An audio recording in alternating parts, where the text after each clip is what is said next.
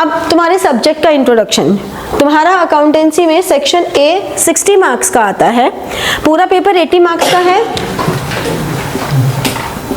20 number का practical है,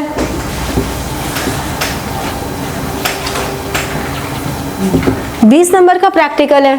तो प्रैक्टिकल फाइल आप लोगों को प्रोबेबली अगर छुट्टियों से पहले बता देते हैं तो कोशिश करना कि छुट्टियों से पहले अगर बताते हैं तो छुट्टियों में बना ही लेना, क्योंकि मैं आपको बता रही हूँ कि जनवरी जो पीक टाइम होता है पढ़ाई का, जब बोर्ड प्रैक्टिकल होते हैं, तब आप फाइल्स बनाने में इतना टाइम वेस्ट कर देते हो जो आपके पढ़ने के दिन होते हैं। तो कोशिश करना जितनी जल्दी फाइल का काम खत्म कर सकते हो उतना अच्छा है, ठीक है।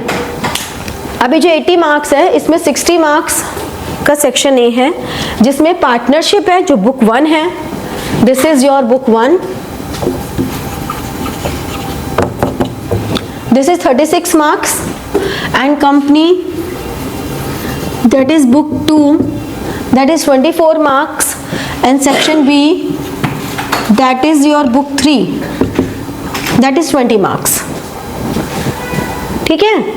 तो ऐसा कोई फिक्स नहीं है कि इसमें जितने चैप्टर्स है उसमें से इस चैप्टर में से इतना आएगा। पूरी बुक 36 मार्क्स की है, कभी कोई चैप्टर ज्यादा आ जाता है, कभी कोई चैप्टर ज्यादा आ जाता है। अगर सीबीएसई एग्जाम के लिए अच्छे से पढ़ोगे तो आपकी सीयूईटी की प्रिपरेशन ऑटोमेटिकली हो जाएगी, बिकॉज सीयूईटी का जो सिलेबस होता है और जो सीबीएसई का सिलेबस है that is 100% same. The only difference is the type of questions. आप जब सीबीएसई में कर रहे हो तो आपके 20 क्वेश्चंस एमसीक्यू बेस्ड हैं और बाकी क्वेश्चंस सब्जेक्टिव हैं, लेकिन जब सीयूईटी में कर रहे हो तो आपके सारा एमसीक्यू है और उसमें नेगेटिव मार्किंग भी है। This is the difference. तो आपको अपने कॉन्सेप्ट्स पे पूरा काम करना है, ठीक है। तो आपकी जो पार्टनरशिप है 36 मार्क्स की, इसमें आपको चैप्टर्स कवर करने हैं, फंडामेंटल्स ऑफ पार्टनरशिप, ये बेसिकली फंडामेंटल है। अगर फंडामेंटल का चैप्टर आ गया तो समझ लो बुक 1 का बहुत बड़ा पोर्शन आ गया, क्योंकि सब इसी पर बेस्ड है। तो एक चैप्टर्स हमारे लाइन से ही चलते हैं। अगर आपने एक चैप्टर की क्लासेस मिस की तो आपके आगे के चैप्टर्स भी गड़बड़ हो गए, ये मान लो। तो फंडामेंटल्स, फिर आपकी है वैल्यूएशन ऑफ गुडविल, फिर change in profit sharing ratio, admission of a partner, retirement and death of a partner, और लास्ट में डिसोल्यूशन। ये सब हमें करना है, ये सब चैप्टर्स हमें लाइन से करने हैं। अब इसमें अगर आपने एक चैप्टर अच्छे से कर लेते हो तो आगे का ऐसे है, फंडामेंटल्स कर लिया, वैल्यूएशन ऑफ गुडविल कर लिया, फिर जब हम चेंज इन बीएसआर करेंगे तो इन दोनों चैप्टर्स का यूज उसमें आएगा, मतलब 40% वो होगा, बाकी आगे का कुछ और होगा। फिर जब एडमिशन करेंगे तो एडमिशन में फिर अगेन 60% पुराना होगा, 40% नया आ जाएगा। फिर रिटायरमेंट एंड डेथ में अगेन 70% पुराना होगा, 30% नया आ जाएगा। तो समझ रहे हो, पुराना चैप्टर अगर आपको ठीक से नहीं आता तो आपको अगला चैप्टर भी प्रॉब्लम देगा, और पुराने चैप्टर में अगर थोड़ी बहुत प्रॉब्लम है भी तो अगला चैप्टर उसे स्ट्रॉन्ग भी कर देगा। तो दोनों एक दूसरे को कॉम्प्लीमेंट कर रहे हैं। तो समझ में आया कि आना क्यों जरूरी है। पूरी बुक खत्म होने में कम से कम 2 महीने लगते हैं, 2 से 2.5 महीने। तो हम 2-2.5 महीने तक एक भी छुट्टी नहीं अफोर्ड कर सकते। तो कहेंगे प्रोग्राम बना रखे हो तो सब कैंसिल कर दो, ठीक है। बिल्कुल भी मुझे ये एक्सक्यूज नहीं चाहिए, ये प्रोग्राम वो प्रोग्राम्स, ठीक है। फिर कंपनी में हमारे पास है अकाउंटिंग फॉर शेयर्स और debentures, accounting for shares and debentures. फिर बुक 3 में हम लोग करेंगे फाइनेंशियल स्टेटमेंट्स,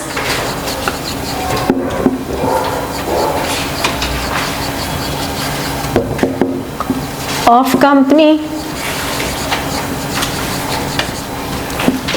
कंपैरेटिव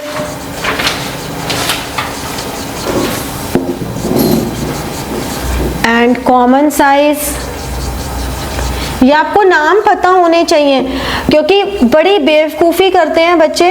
कोई भी उनसे बोलता है कि अरे ये हो गया, वो हो गया, अच्छा ये भी है हमारे सिलेबस में, अच्छा ये भी है हमारे सिलेबस में। तो you should know your syllabus कि हमको पूरे साल करना क्या है। और अगर आप लोग कोऑपरेट करेंगे तो हम सिलेबस को जल्दी से जल्दी फिनिश करेंगे, क्योंकि सिलेबस खत्म करना is just to prepare a structure. किसी भी घर का स्ट्रक्चर खड़ा करना बहुत आसान होता है। प्रॉब्लम कब आती है, टाइम क्या लेता है, जब उस घर को हम ब्यूटिफिकेशन पे लेकर आते हैं। स्ट्रक्चर तो ढांचा तो खड़ा हो गया, तो ढांचा खड़ा करना आसान है, लेकिन प्रॉब्लम तब आती है जब हम सारे चैप्टर्स को एक साथ करते हैं। हम स्पीड पे भी काम करते हैं, एक्यूरेसी पे भी काम करते हैं। जितनी जल्दी सिलेबस खत्म करेंगे उतनी जल्दी हम स्पीड एंड एक्यूरेसी पे काम कर पाएंगे। ठीक है, so ratio analysis and cash flow statement, ये सब चैप्टर्स हम लोग करने वाले हैं आगे आने वाले महीनों में। आप लोगों की ड्यूटी ये रहेगी कि अभी तो बुक 1 सबके सिलेबस में शुरू हो ही रही है। कई बार बुक 1 के बाद किसी स्कूल में बुक 2 शुरू होती है, किसी में बुक 3 होती है, तो उसी के अकॉर्डिंगली आपके एग्जाम में भी आता है। आप लोग मुझे बताएंगे कि आपके स्कूल में क्या हो रही है, क्योंकि जब हाफ ईयरलीज होंगे तो ये एक्सक्यूज नहीं होना चाहिए कि मैम ट्यूशन पे तो बुक 2 हो रही थी और हमारे एग्जाम में बुक 3 आ रही थी इसलिए नंबर नहीं आए। ये मेरी प्रॉब्लम है कि मैं उसको कैसे ठीक करूँगी, ये मेरी प्रॉब्लम है कि मैं टाइम कैसे मैनेज करके आपको वो चैप्टर्स करवाऊँगी, लेकिन आपके पास ये एक्सक्यूज कभी नहीं होना चाहिए। ठीक है, अभी तो 2-2.5 महीने तो हमारी बुक 1 ही चलेगी, तो उसको वैसे कायदे से बुक सीक्वेंस में ही होनी चाहिए सारी, तभी जल्दी समझ में आती हैं। अगर आगे पीछे कर देते हैं सीक्वेंस तो प्रॉब्लम थोड़ी सी तो आती है। अब हम लोग स्टार्ट कर रहे हैं fundamentals. Fundamentals of partnership. Partnership क्या होती है? What do you mean by partnership? It is a relation between persons who share profits as well as losses. Legal contract होता है। ठीक है, और कुछ?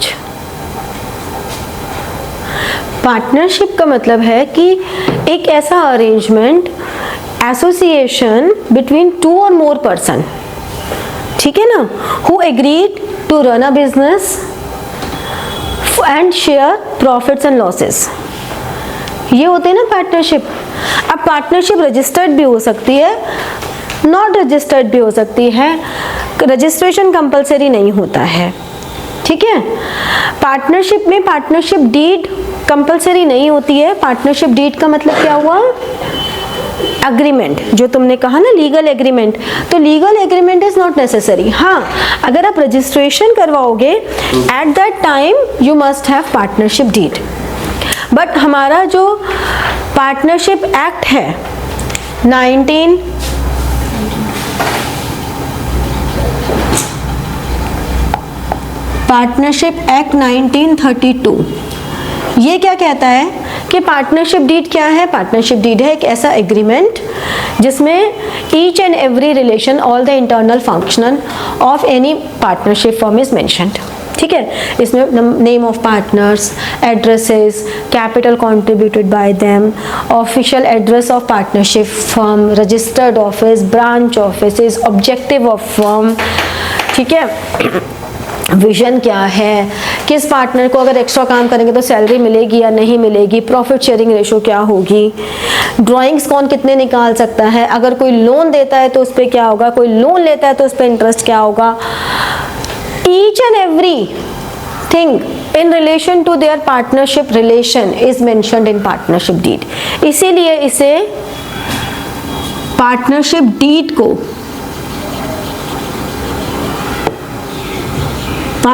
डीड को आर्टिकल्स ऑफ पार्टनरशिप भी कहते हैं। आर्टिकल ऑफ पार्टनरशिप याद है, कंपनीज में हमने कहा था एक मेमोरेंडम ऑफ एसोसिएशन होता है, एक आर्टिकल ऑफ एसोसिएशन होता है। मेमोरेंडम ऑफ एसोसिएशन हमारा एक्सटर्नल बाउंड्रीज सेट करता है किसी भी जॉइंट स्टॉक कंपनी के लिए। Objectives, name clause, capital clause, object clause, ये सब होते हैं। And article of association explains the internal functions of structure of any joint stock company. So the partnership deed shows the internal function of partnership firm. तो partnership act 1932 ने क्या कहा कि partnership deed आप बना भी सकते हो, नहीं भी बना सकते हो, ओरल भी हो सकती है, रिटर्न भी हो सकती है, but written partnership deed court में वैलिड होती है, लेकिन oral partnership deed is not valid. But now with the change of technology, oral partnership deed is also equally valid in court of law. How?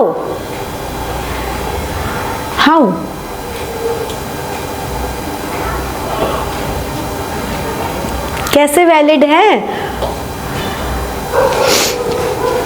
भाई तुम तो take वाले बच्चे हो सारे, नए जमाने के, मुझसे ज्यादा टेक्नोलॉजी की नॉलेज है, सोचो। Good going. चलो हिंट दे दिया उसने। अरे बेवकूफ बच्चों, ओरल पार्टनरशिप डीड अगर एक कॉन्फ्रेंस रूम में हो रही है और उस पूरे कॉन्फ्रेंस को हम रिकॉर्ड कर लेते हैं, ऑडियो रिकॉर्ड कर लेते हैं या वीडियो रिकॉर्ड्स कर लेते हैं, तो वो वैलिड हो जाएगी कि नहीं? ठीक है, एआई का जमाना है, धांधलेबाजी सब जगह हो सकती है, तो रिटर्न में भी हो सकती है। एआई का जमाने में तो धांधलेबाजी का तो कोई बेस ही नहीं है, बट ओरिजिनली हो सकती है कि नहीं? तो that's why oral partnership deed is equally important, equally valid. ठीक है, अब हमारा पार्टनरशिप एक्ट 1932 क्या कहता है? मान लो किसी कंपनी ने पार्टनरशिप डीड नहीं बनाई, इन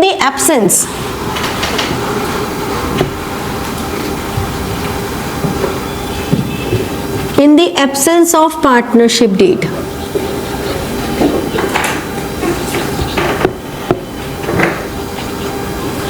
पार्टनरशिप डीड नहीं बनाई, अब क्या करें?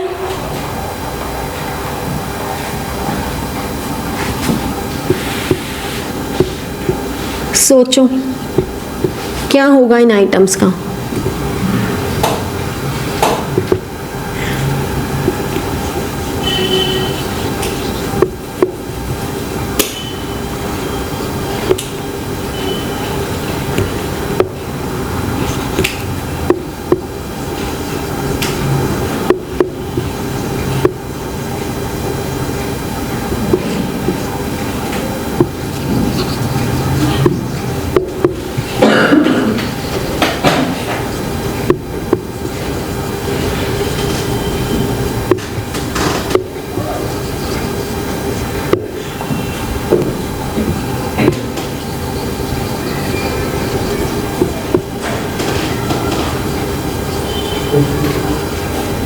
सोच रहे हो या बस बैठे हो?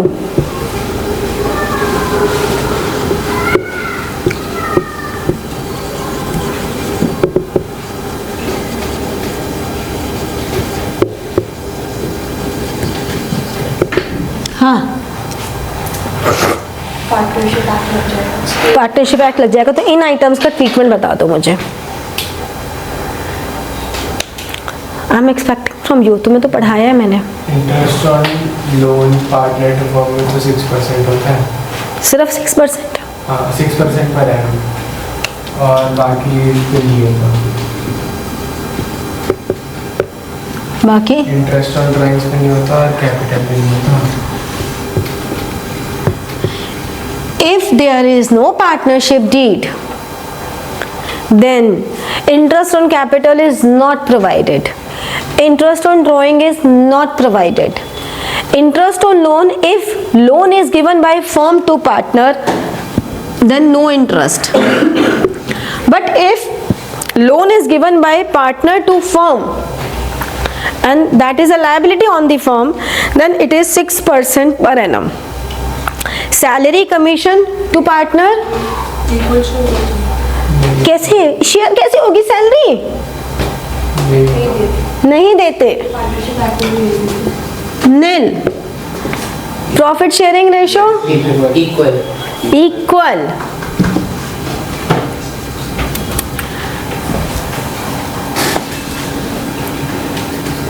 डिसीजन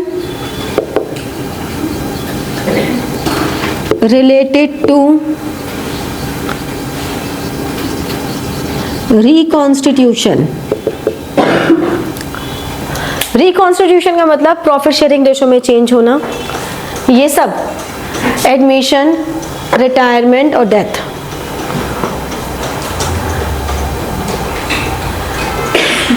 ये रिकॉन्स्टिट्यूशन है।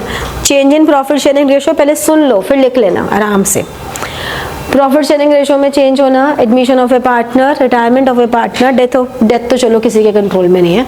Retirement of a partner, death थोड़ा पूछ के थोड़ा मरेगा कि मर जाऊं क्या, सब बोल रहे हो तो मर जाऊं वरना नहीं मरूं। तो रिटायरमेंट ऑफ ए पार्टनर या डिसोल्यूशन ऑफ फर्म, इन सब में 100% कंसेंट,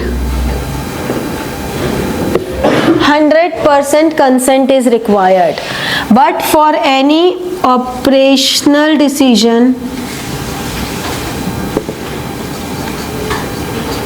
कोई भी ऑपरेशनल डिसीजन में मेजॉरिटी चलेगा।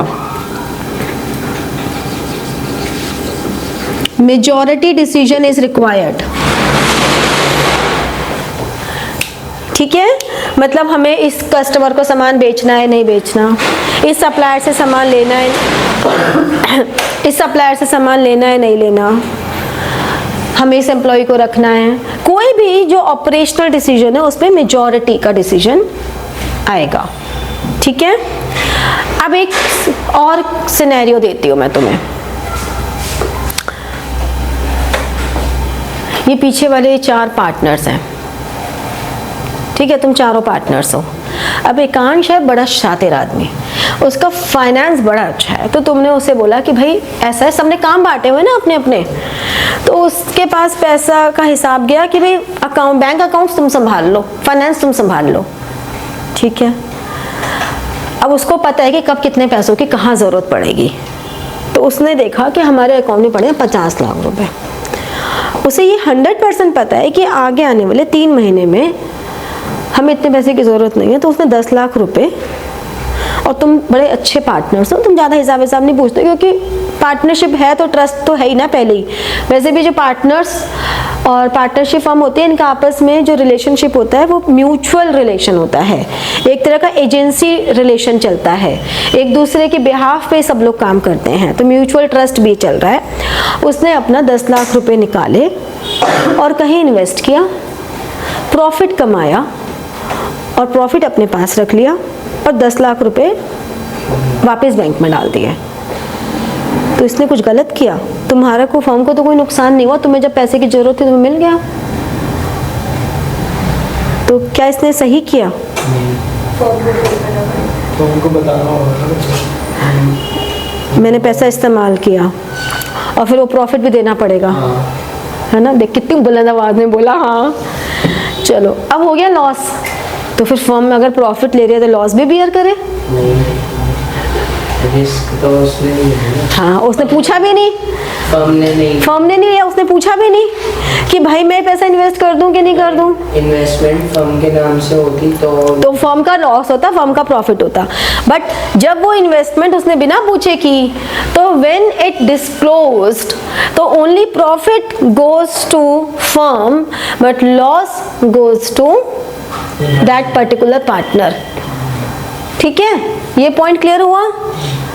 फिर नेक्स्ट पॉइंट, एक जॉइंट लाइफ पॉलिसी ली हुई है चारों पार्टनर्स के नाम पे, उसका इंश्योरेंस प्रीमियम जा रहा है हर साल फर्म के अकाउंट से। ठीक है, तुम 4 के अलावा एक और XYZ पार्टनर है, क्योंकि मारना है ना तो तुमको थोड़ा मारेंगे। 5 पार्टनर्स हैं, एक XYZ भी एक पार्टनर है, उधर दिख नहीं रहा, हमें भूत है। अब वो मर गया, XYZ को देख रहा है बगल में वो मर गया, तो उसकी फैमिली ने कहा भाई इंश्योरेंस की पॉलिसी थी 1 करोड़ की, मर गया वो पार्टनर, तो हमें मिलनी चाहिए वो, तो मिलनी चाहिए उन्हें भाई, उनके घर का एक इंसान सदस्य मर गया, क्यों नहीं देनी चाहिए भाई? के लिए है ना, तो वो पैसे फर्म के लिए है ना, हाँ, वो तो उसकी लाइफ इंश्योरेंस पॉलिसी होती है ना। अलग से होती तो पूरा पैसा उसे मिलता। आप सिंपैथी ग्राउंड पे चाहे सारा दे दो, बट कायदे के मुताबिक जो भी इंश्योरेंस का पैसा आएगा वो आप चारों में, आपकी प्रॉफिट शेयरिंग रेशियो में, 5 लोगों में प्रॉफिट शेयरिंग रेशियो में डिस्ट्रीब्यूट होगा, और जो उसका शेयर होगा वो उसको मिलेगा। बाकी आप अलग से आउट ऑफ वे जाके कुछ भी करो, दैट्स नॉट एन इशू। आप बाकी चारों पार्टनर्स मिलकर डिसाइड भी कर सकते हो कि हम सारा का सारा दे दें, that's not an issue. But कायदे की बात करें तो they can't claim for the whole insurance money. Got it? समझ में आया? लास्ट के पॉइंट लिख लो। If any partner makes hidden profit, कौन से सही हैं? कौन से सही पार्टनरशिप एक्ट 1932 या फिर India absence of partnership? In the absence of partnership deed. In the absence of partnership deed, ये तो बता रहे हैं कि पार्टनरशिप एक्ट 1932 क्या कहता है in the absence of partnership deed. समझदार प्राणी, समझे? When there is no partnership deed as per partnership act 1932, ये सारे वही पॉइंट्स लिख रहे हैं देर से। उसी का एक लास्ट पॉइंट और लिखवा रही हूँ, second last point. If any partner makes hidden profit, if any partner makes hidden profit out of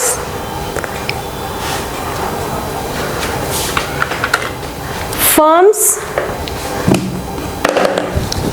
fund,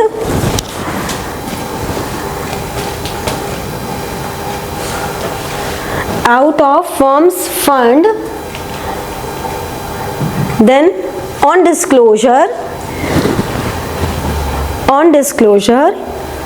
it has to be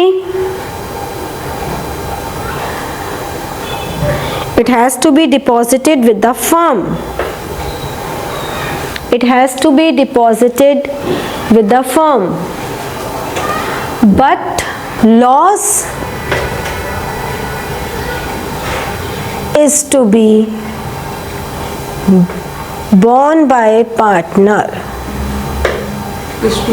Borne by partner. ठीक है? Last point. In case of joint life policy, in case of joint life policy,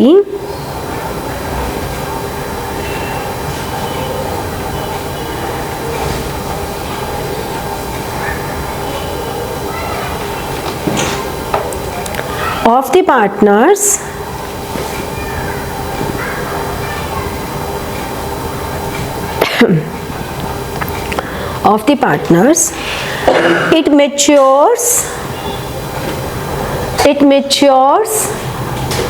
on the expiry of term. It matures on the expiry of term or death of any partner. Death of any partner, whichever is earlier.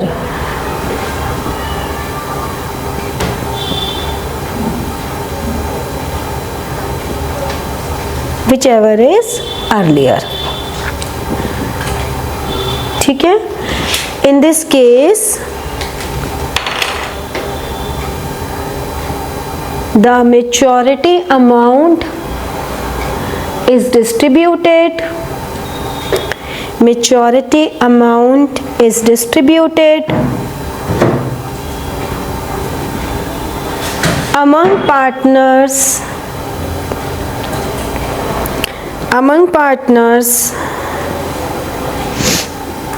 in their